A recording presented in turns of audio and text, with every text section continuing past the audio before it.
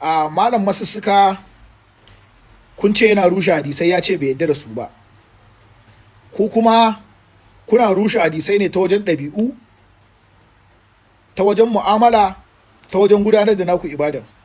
A aikace na gaya muku, ku a aikace kuke rushe hadisai. A aikace shi masussuka a baki yake cewa ya rushe hadisi kaza bai tare da ita, ku kuma idan kuka zo tabbatarwa kuke kun rushe hadisan ba ku tare da su.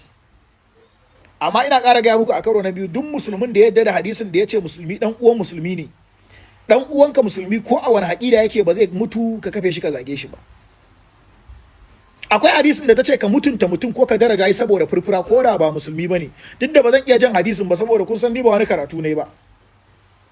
Amma ku a aikace mutum zai mutu da furfuran shi, ku tsine masa albarka, ku aibata shi, kaga kun rushe hadisan nan a aikace ne.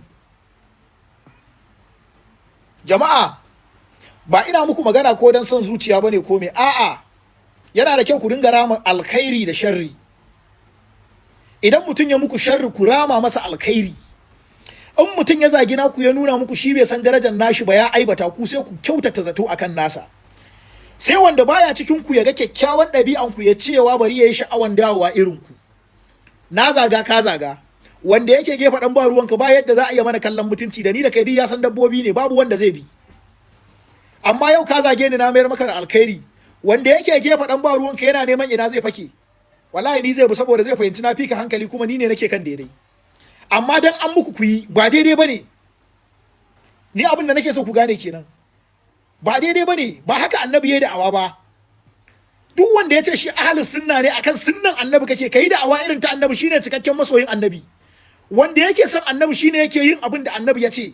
Annabi bai taba cin mutuncin wani ba, bai aibata mutum dan ya mutu. In Allah da wannan ita ce magana ta karshe akan wannan kadiya, in kun so ku ji, in kun so kar ku ji. Duk wani malamin addini da ya rasa, Allah ka ji kanshi ka gafarta mai, Allah ka yafe masa laifukansa a matsayin shi na dan adam da yana daidai yana ba daidai ba. Inda ya mai kyau Allah a bashi lada, wannan shine.